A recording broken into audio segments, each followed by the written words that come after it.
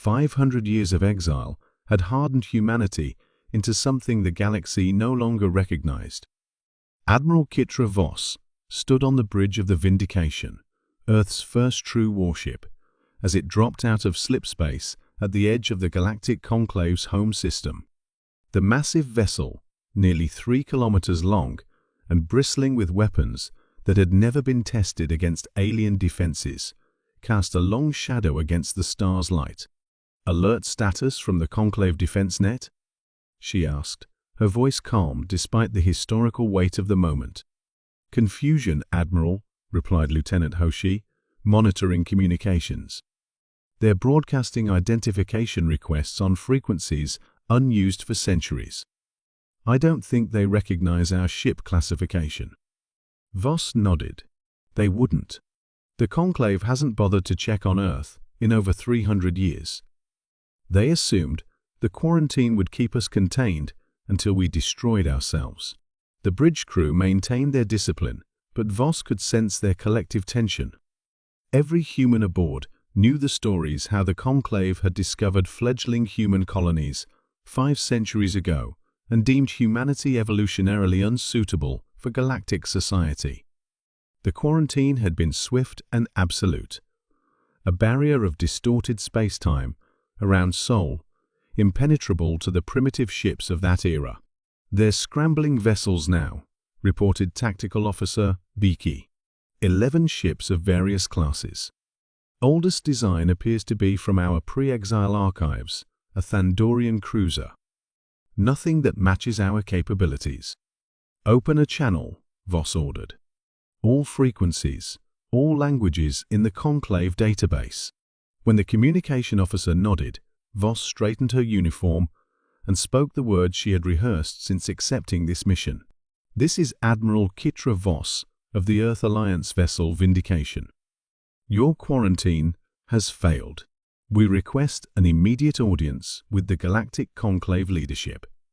High Arbiter Zexlortal's facial membranes fluttered in distress as the transmission played for the 3rd time in the Conclave's emergency chamber.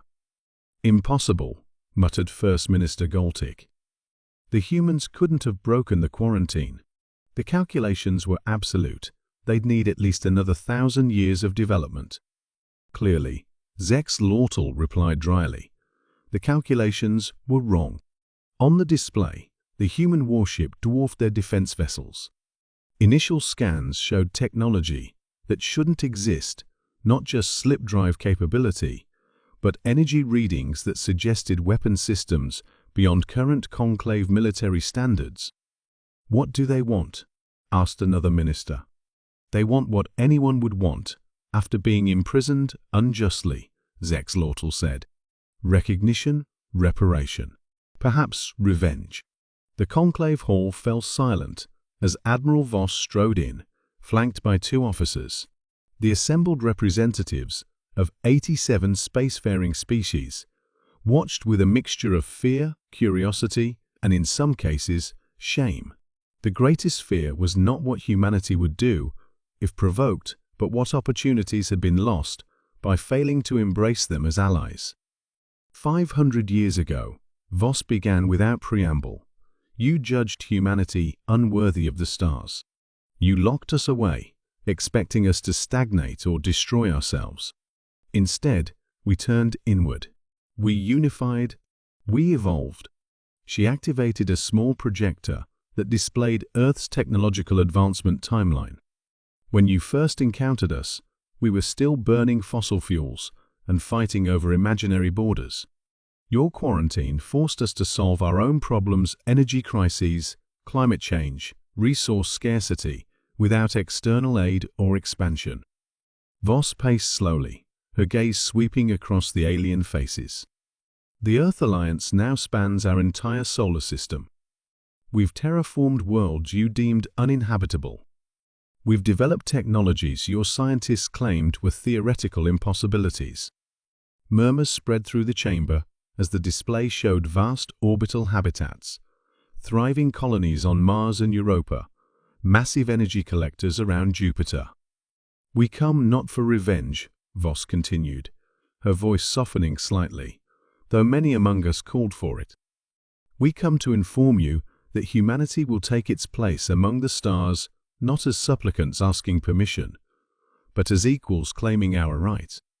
She nodded to her officers, who distributed data crystals to the conclave leadership.